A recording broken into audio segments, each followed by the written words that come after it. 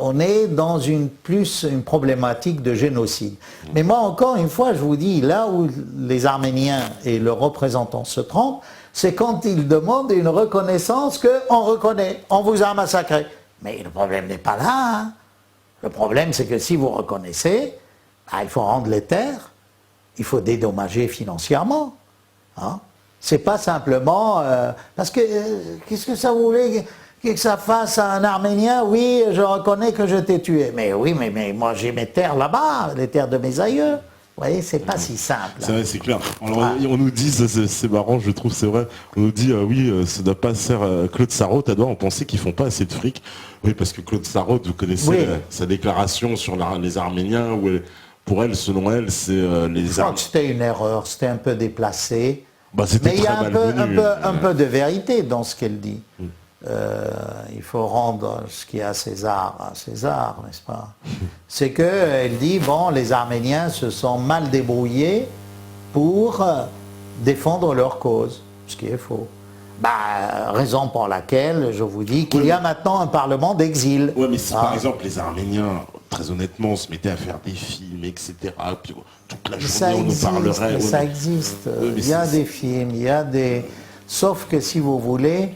là, il y a toute une atmosphère générale qui était en faveur des Juifs après la Deuxième Guerre mondiale, tandis que ce n'est pas le cas pour les Arméniens, vu que la Turquie, en géopolitique, comme faisant partie de l'OTAN, était une pièce très importante dans l'échiquier du Proche-Orient.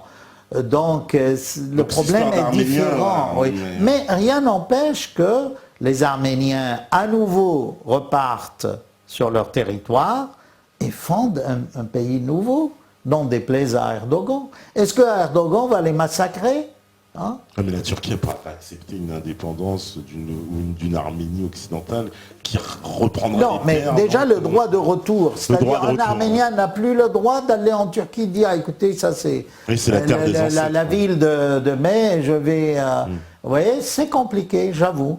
Mais moi, je crois que je souhaite, parce que moi, j'ai rien contre le peuple turc, je leur souhaite une gouvernance intelligente qui puisse intégrer ces Arméniens. C'est une richesse pour la Turquie. Les Arméniens, écoutez, je ne vais pas défendre leur réalisation dans le monde entier, dans tous les domaines. Qu'est-ce qui les empêcherait de créer un bijou de département arménien en Turquie, fédéré au gouvernement central. En fait, on comprend mieux pourquoi la Turquie et Erdogan s'entendent si bien finalement avec Israël. Ils sont sur un même mode d'un État monoconfessionnel. C'est très compliqué. Vous voyez, moi je doute des intentions d'Erdogan vis-à-vis d'Israël. C'est pas quelqu'un de stable. Permettez-moi de vous raconter. Avant les événements, cette frontière turco-syrienne est truffée de mines des deux guerres mondiales. Alors, avant d'envoyer sa flottille, cette mascarade contre Israël, parce que finalement, on y reviendra, il a voulu accorder, tenez-vous bien, à une société israélienne le droit de déminer la frontière syro-turque et d'installer et de la louer pour, je ne sais pas, 99 ans, 50 ans, je ne me rappelle plus, comme terre agricole, un projet économique. Alors certains lui ont dit, écoutez, nous sommes en bonne relation avec la Syrie, vous avez dit que vous voulez avoir zéro problème avec les pays voisins, avec votre ministre Davutoglu, hein? On a découvert après qu'il ne voulait pas zéro problème, mais une foultitude de problèmes. Vous ne pouvez pas faire ça aux Syriens. Appelez une société israélienne pour déminer et donner aux Israéliens le droit d'exploiter c'est un ruban frontalier de 900 km. Et puis, écoutez, moi, je crois que si le projet avait vu le jour, les Israéliens n'allaient pas planter des concombres et des avocats sur la frontière syrienne, vu la situation. Donc, je vous rappelle ça c'est pas passé dans les médias, ici, on n'en a jamais parlé. J'en ai parlé à France 24 en arabe, dans un débat. Bref. Puis après, vous voyez qu'il a voulu jouer la carte islamique pro-palestinienne contre Israël. Maintenant, en Dans un cachette, discours, il y a eu beaucoup de rodomontades contre voilà, Israël. voilà. Et puis envoyer sa flottille, Voilà. et puis finalement, il se trouve un peu dans l'embarras d'avoir rompu les ponts avec Israël. C'est pas, vous savez, c'est un bonhomme opportuniste. Mais il n'est pas fiable du tout. Non, non. Vous voyez toute l'amitié avec la Syrie. On pouvait aller en Turquie et les Turcs pouvaient venir chez nous sans visa. On a ouvert les frontières. Un an après, c'était armer des djihadistes et démonter les usines d'Alep. Vous vous rendez compte? Et continuer le génocide. Vous voyez, on peut tout lui pardonner. Je lui pardonnerai tout. Mais pas d'être le continuateur du génocide de 14. En poussant les islamistes, en donnant l'aide logistique de l'armée turque pour massacrer les Arméniens d'Alep, de Ras el Ain, de Deir ez-Zor, de Raqqa, et là dernièrement Kessam, d'ailleurs c'est une grosse erreur, parce que tant qu'on massacrait des Arméniens, des chrétiens, des musulmans en Syrie, on n'en parlait pas beaucoup. Mais là, comme il a touché à Kessab cette bourgade symbolique, il s'est mis à dos tout le problème du génocide arménien. Tous les Arméniens du monde, qu'ils aiment la Syrie ou pas, vous voyez, tout le monde entier se disant, mais enfin, mais qu'est-ce qu'il va faire à Kessab, Qu'est-ce qui lui a pris d'aller envoyer des djihadistes massacrer les rescapés du premier génocide? C'est là où on voit que ceux qui ont voté pour Erdogan, cette partie islamiste, c'est celle que je ne porte pas en mon cœur, vous voyez, de la population turque. C'est des gens qui aiment la corruption, qui aiment les guerres. Mais moi, franchement, je porte en mon cœur les Turcs laïcs, les Turcs modernes. Et j'ai des amis, des écrivains. Je vous citerai Nedim Gürsel. C'est un grand bonhomme, ce romancier. Et il ne défend pas les thèses islamistes. Vous voyez, c'est là qui est grave. Et nous, là, les interpellations de ces députés au Parlement de l'UDF contre le gouvernement sont fondées. Il faut arrêter de soutenir la Turquie qui fournit des bases arrières aux djihadistes contre les Syriens. Aujourd'hui, je vous assure qu'ils arrêtent l'envoi des djihadistes de Turquie. Le conflit s'arrête. Le conflit s'arrête. Tout. Parce que même si l'Arabie Saoudite, le Qatar, les pays du Golfe veulent aider, par où ils vont passer? Par où ils vont passer. Voilà. Nous, pourquoi on a perdu cette frontière? Parce qu'on considérait la Turquie comme pays ami et notre ennemi traditionnel et Israël dans le sud. Ouais. C'est pour cela que toute l'armée syrienne était massée dans le sud. Et pourquoi on a truffé ça de mines? Justement parce qu'il n'y avait pas d'armée. Toutes les armées du monde qui sont passées par là, en quittant cette frontière, ont fait des champs de mines. Voilà. Alors, vous avez, je ne vais pas, pour vous égayer, il y a certains bergers qui démontaient les vieilles mines de la Première Guerre mondiale, on appelait ça des boîtes de halva, parce que c'est tellement facile à démonter, pour pêcher du poisson, pour balancer ça dans les rivières. C'est anti-écologique, mais pour vous dire que là, vraiment, cette frontière, il y a des mines de toutes sortes, de toutes les guerres, voilà. Encore, alors, c'est pour cela que l'armée turque s'est dépêchée d'occuper les postes frontières où il n'y a pas de mines, justement, pour faire passer leur armement lourd. J'ai une amie journaliste italienne qui était à Alep, elle m'a dit c'est des ambulances turques qui transportent des armes jusqu'à Alep. Et après, cette information a été authentifiée par des associations de journalistes et d'avocats turcs, qu'effectivement, les Turcs pénétraient en Syrie, à Alexandrette et à Antioche, ont coupé le courant pour permettre à 300 bus la nuit d'entrer en Syrie. Et quand des djihadistes étaient soignés à Alexandrette et à Antioche, la population d'Alexandrette et Antioche, au cœur syrien encore, voulait aller lyncher ces blessés djihadistes. Et la police turque intervenait contre eux. Ça, on ne l'a jamais vu dans les médias. On ne l'a jamais vu dans les médias. Jamais. On nous demande sur le chat, justement, au niveau de la Turquie, j'avais vu une question. Voilà. C'est quoi la position du général Sisi à l'égard de la Syrie? Vous voyez. Et les relations qu'il a avec Israël aussi, on nous demande. Oui, vous voyez, Sisi est dans une posture très peu confortable. Pourquoi? Il a compris que les frères musulmans allaient plus ou moins détruire l'Égypte. Parce que, un fait... Il voulait nationaliser le canal, privatiser le canal de Suez. Ouais. Morsi, par exemple, a nommé un préfet de Luxor,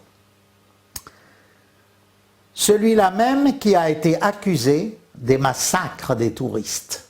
Vous vous rendez compte? Un ancien criminel,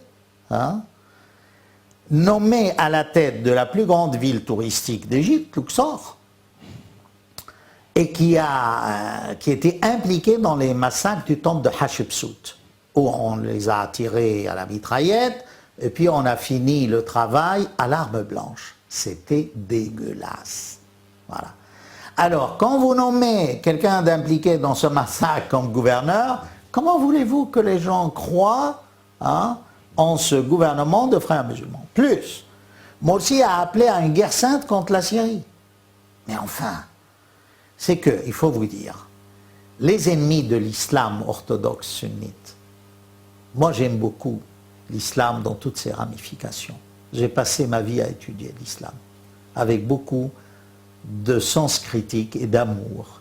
Et c'est ce que j'essaye d'enseigner à mes élèves dans les classes prépa depuis 35 ans, que j'enseigne dans les classes prépa, au lycée Louis-le-Grand et à Henri IV aujourd'hui, ou dans les grandes écoles, à Polytechnique pendant 13 ans et à l'ENSTA pendant 30 ans.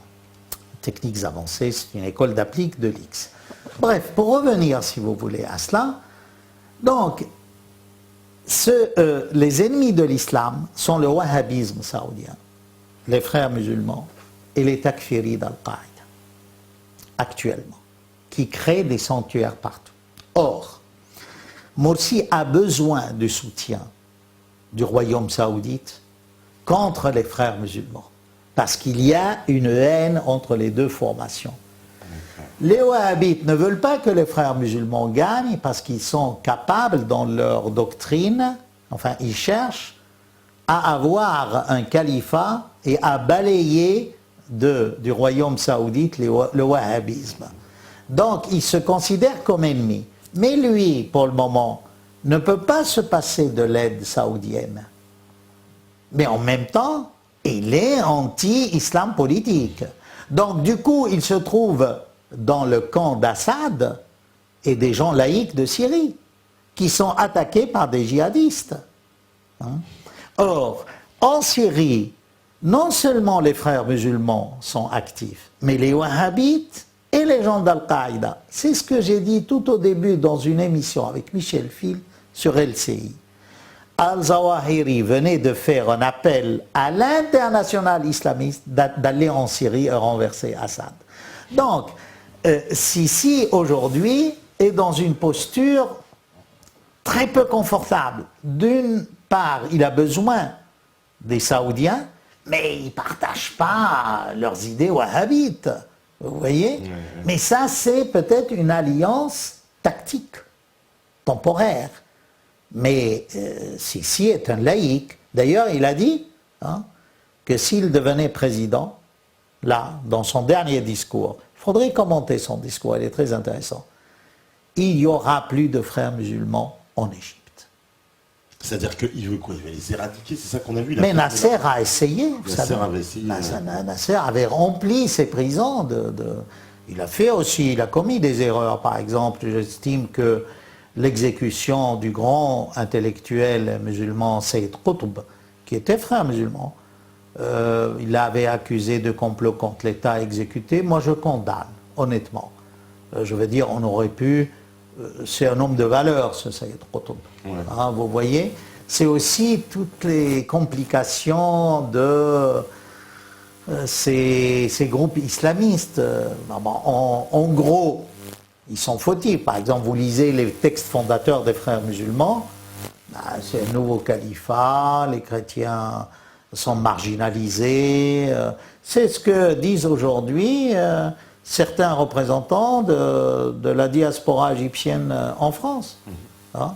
C'est quand même dégueulasse. Mais en fait, ils reprennent les textes fondateurs de Hassan el-Banna, le grand-père de Tariq Ramadan. Le grand-père voilà. C'est marrant, ça fait une liaison. Une dernière question avant la pause. On demande justement, vous pensez quoi de Tariq Ramadan?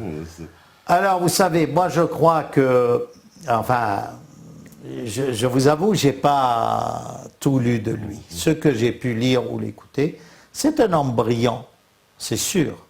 Il a le sens de la répartie, c'est-à-dire qu'un musulman est fier de voir finalement dans les médias un musulman bien parler, bien se défendre.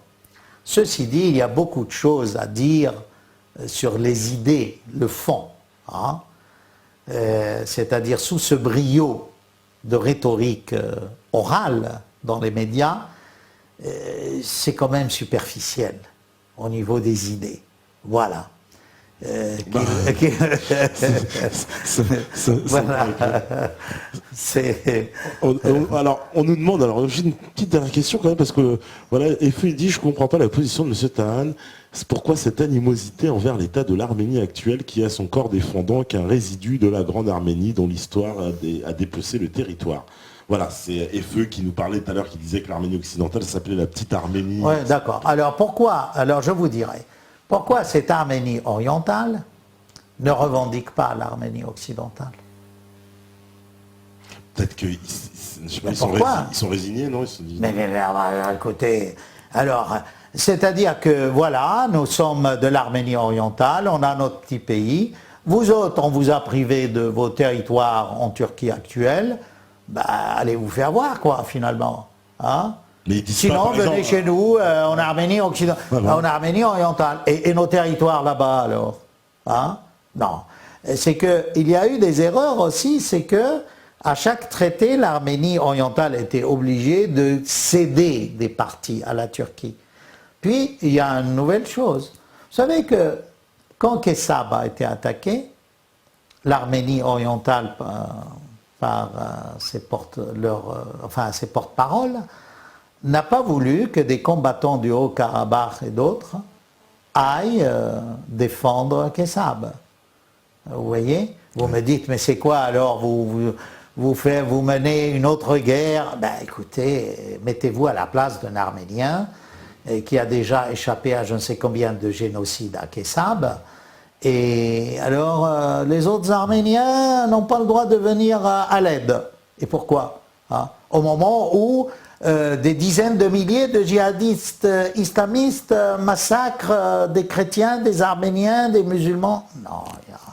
Alors là, pour revenir à cette histoire de drapeau, je crois quoi, moi je les excuse, bon, alors que c'est inexcusable. Hein. Mais ça doit être des braves gens, vous savez, le service de sécurité, qui sait. Mais moi je crois que ça vient de quelques responsables de la CCFA, qui est le comité des associations arméniennes, qui peut-être ne me portent pas en leur cœur avec mon drapeau d'Arménie occidentale, qui ont dit ça.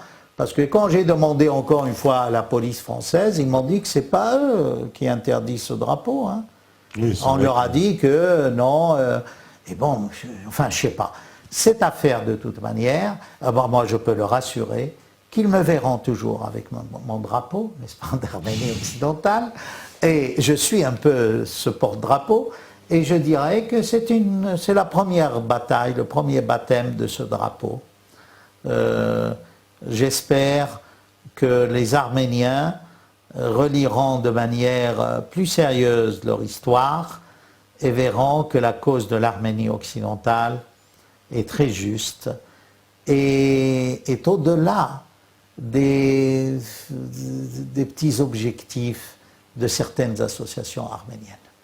Il faut être sévère parfois et dire les choses qui sont.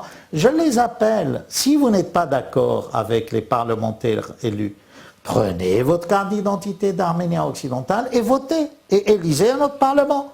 Je serai le premier à démissionner si je vois des gens compétents qui veulent prendre ma place. Voilà. En tout cas, on va faire une deuxième petite pause et on revient juste après. C'est vrai, il y a beaucoup de questions sur l'Algérie. On en reparle juste après la pause. À vous, la régie. Voilà, donc de retour après cette petite pause, toujours avec Bassam Fan. Donc, c'est vrai, on nous a parlé beaucoup de l'Algérie. On avait dit qu'on parlerait effectivement de la situation, la réélection de Bouteflika récemment. Et, oui. Et que penser de cette situation Algérie qui paraît très très instable? Vous voyez, l'Algérie a connu son printemps arabe, si je puis dire, il y a déjà 20 ans. Hein. C'est-à-dire toute cette guerre contre les islamistes, vous vous souvenez, le Front islamique du salut, et le fils, bien sûr. Le fils, le GIA aussi, je crois. Le GIA, le maquis des islamistes dans les montagnes algériennes.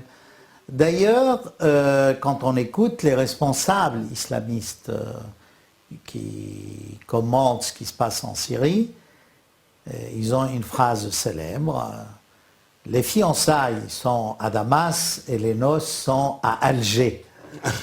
C'est-à-dire qu'on va finir par transporter ce chaos syrien en Algérie. J'espère pour le peuple algérien qu'il ne connaîtra pas cela, hein, parce qu'il a déjà assez payé.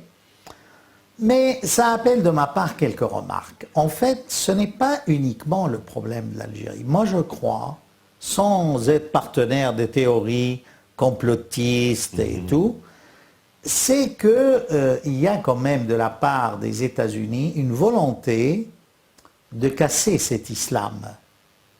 Or, en nourrissant des liens suspects avec l'islam politique, les États-Unis détruisent le monde musulman. Parce que ça n'échappe à personne. Ben Laden, à un moment donné, était, qu'il le sache ou pas, à son insu, utilisé par la CIA pour casser l'Empire soviétique. Tout à fait. Et ils ont réussi d'ailleurs. Oui, d'ailleurs, ils ont réussi leur coup avec les Moudjahidines. Alors peut-être qu'après, il s'est retourné contre eux, il était manipulé ou pas, l'histoire nous le dira, c'est trop tôt, mais il y a une volonté d'allumer des guerres interconfessionnelles entre les musulmans eux-mêmes, entre chiites et sunnites, les grandes familles de l'islam. Or, l'Algérie a ça de particulier, c'est qu'il reste une troisième branche de l'islam dont on parle peu, mais qui est très intéressante pour les islamologues. Ce sont les ibadites du Mzab, de Gardaya, la ville de Gardaya en Algérie. Ces gens-là ne sont pas sunnites, ils ne sont pas chiites, ils sont kharijites. Que signifie kharijite? Ça vient du mot khawarij, les révoltés contre, ce sont les gens qui étaient alliés de l'imam Ali et contre le calife sunnite de l'époque, Muawiyah, à Damas, et qui se sont révoltés contre Ali parce qu'il n'a pas voulu livrer bataille et se débarrasser de Muawiyah. Et ça a créé une troisième voie de l'islam qui est très démocrate. C'est les seuls qui disent dans leur doctrine que n'importe qui peut devenir calife des musulmans ou chef des musulmans.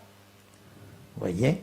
Ce n'est pas lié à la famille, aux descendants du prophète comme chez les chiites, comme chez les sunnites d'ailleurs, même s'ils disent qu'eux, ils n'y croient pas. Tous les rois actuels sunnites qui se réclament de la descendance, à part les wahhabites évidemment, qui sont les ennemis de cette tendance. C'est eux qui ont chassé les hachémites de la Mecque au début du XXe siècle.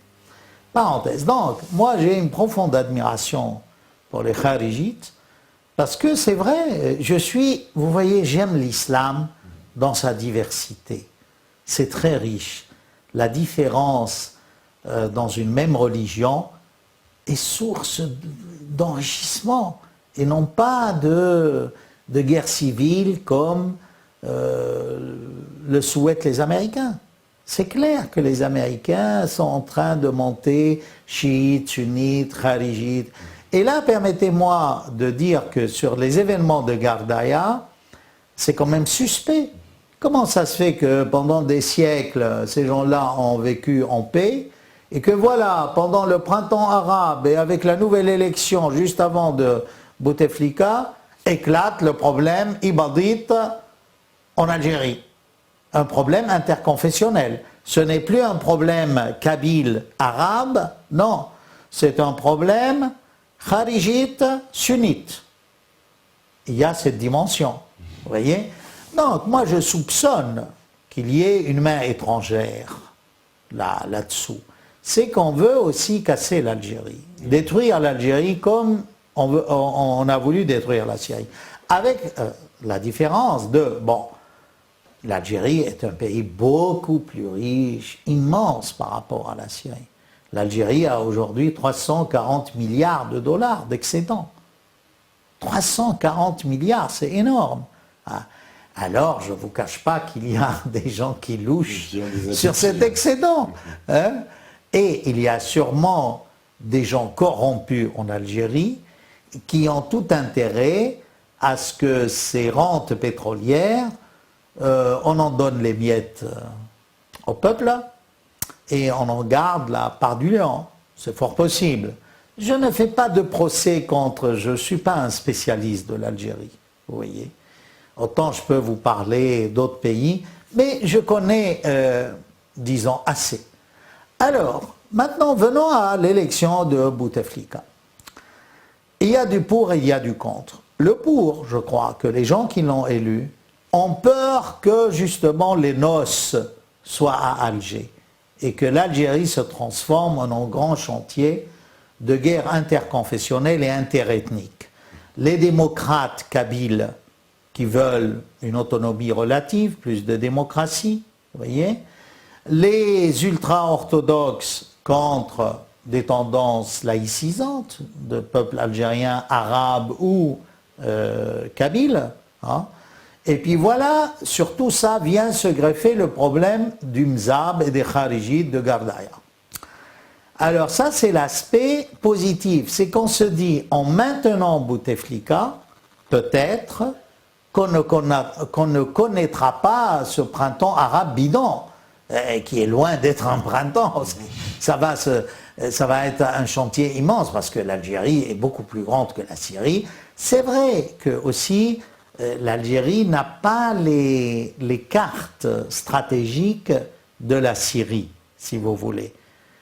C'est-à-dire, c'est important comme pays en Afrique du Nord, mais il n'est pas impliqué dans le problème israélien, le problème palestinien, le problème de l'Iran, le problème du Liban. Vous voyez, là, la Syrie est au cœur d'une bombe nucléaire, d'une poudrière. Voilà. C'est comme on dit. Un baril de poudre tout autour d'elle. C'est la porte du Proche-Orient. Ben oui. Ceci dit, permettez-moi de faire une digression. La Syrie, avant ces événements, était un pays presque un paradis au niveau zéro dette extérieure, hein, avant les événements. Parce qu'on importe peu. C'est un pays qui apparemment, il y avait l'autonomie alimentaire aussi. Oui. On vendait notre blé à l'Italie. Les bonnes pâtes italiennes, c'est fait avec du blé syrien. Hein. Et on vendait à l'Égypte, un pays ami, à des tarifs... Apparemment, il y a une industrie aussi développée. Enfin, maintenant que... il n'y a plus rien. Maintenant, il n'y a plus rien. L'industrie textile est une des premières au monde. Hein, parce qu'il y a une tradition, la route de la soie. Vous voyez, c'était Alep qui était la capitale de toute cette industrie chimique, textile. C'est vraiment le poumon économique du pays. Bon, mais pour revenir à l'Algérie, donc il y avait cet aspect que Bouteflika assure au moins la continuité d'une Algérie qui vit bien avec un excédent, hein, et qui l'éloigne de ce printemps arabe si sinistre. Bon. Alors de l'autre côté, on dit oui, mais il faut voir que peut-être Bouteflika est un peu l'arbre qui cache la forêt, c'est-à-dire que c'est un président qui n'a plus aucun pouvoir, mais derrière lui, il y a les profiteurs. Hein, en maintenant Bouteflika, on sait très bien que ce n'est pas lui qui va gouverner, mais des généraux ou des gens de son parti, et c'est une sorte d'oligarchie qui baigne dans le bien-être économique et financier. Hein. Alors évidemment, avant le printemps arabe, Bouteflika, enfin le gouvernement de Bouteflika, a accordé aux jeunes beaucoup de prêts. Hein. Quelques 70 000 dinars, c'est énorme. Hein, pour des projets, même si ce n'est pas des projets pour acheter leur logement, pour apaiser. Mais oui, le royaume saoudite, on a fait de même. Mais là n'est pas le problème. La Syrie a aussi distribué, augmenté de 500 livres, je crois, tous les salariés et tout. Il y a quelque chose de plus profond. Hein. C'est que il y a un vent de démocratie qui souffle sur cette région. Et ça, ce n'est pas simplement, on ne peut pas réduire ce printemps à des islamistes et à un complot, bien que ce soit un peu vrai. Mais il y a, alors, et on se dit, mais comment un pays avec 340 milliards d'excédents n'arrive pas à avoir une activité industrielle et économique importante? Et puis, pourquoi cet éternel problème avec les voisins? Hein? Si l'Algérie vendait son pétrole au Maroc et avait, par exemple, de bonnes relations avec le Maroc, on aurait fait un grand Maghreb extra puissant. Alors là, surgit le problème du Sahara occidental, ou Sahara maghrébin, ou Sahara marocain, ça dépend à quel camp on appartient, n'est-ce pas? Alors, c'est vrai. Mais je veux dire, c'est quand même indécent de continuer à être des pays voisins de même culture et de se tourner le dos. Hein. C'est dommage. Le Grand Maghreb devrait exister. Et peut-être que si Bouteflika n'avait pas été réélu, on aurait eu une nouvelle Algérie. Pourquoi pas? Pourquoi on ne fait pas confiance au peuple algérien? Alors là, il y a eu aussi quelque chose qui explique le succès de Bouteflika, c'est que c'était comme un satisfecit que le peuple a voulu accorder à un vieux président qui a servi sincèrement son pays. C'est le plus vieil homme politique de tout le monde arabe, hein, Bouteflika. Il a l'air fatigué quand même. Hein. Oui, alors là le problème, on sent bien que c'est pas lui qui va gouverner. Bah oui. Hein, c'est pas lui qui va gouverner. C'est pour cela que moi, si j'ai un conseil à donner au gouvernement actuel algérien, c'est d'intégrer l'opposition et d'essayer de travailler d'arrache-pied à ce nouveau projet d'une nouvelle Algérie puissante économiquement et qui sache exploiter son excédent. Hein. Sinon, c'est malheureux et c'est dommage. Mais je crois qu'avec la guerre de Libye et le nouveau sanctuaire islamiste de Boko Haram et d'autres de l'Afrique subsaharienne, il y a, n'est-ce pas, le spectre du terrorisme islamique qui plane sur l'Algérie, qu'on le veuille ou non. Parce que l'Algérie se trouve coincée entre la Tunisie islamiste, de la Narda, hein, et la Libye islamiste également. Très instable la Libye en plus. Voilà. Hein, puis tout le sud algérien est quand même travaillé. Vous avez vu cette histoire de Boko Haram qui a enlevé les jeunes filles. Voilà, puis de Hakmi, donc voilà. Alors au Niger c'est très déstabilisé, en Mauritanie, enfin vraiment tout ça, la bande sahélienne, le Mali, où la France est aussi... Vous voyez ce qui est malheureux dans ce monde arabe, voilà des pays qui ont tout pour être heureux.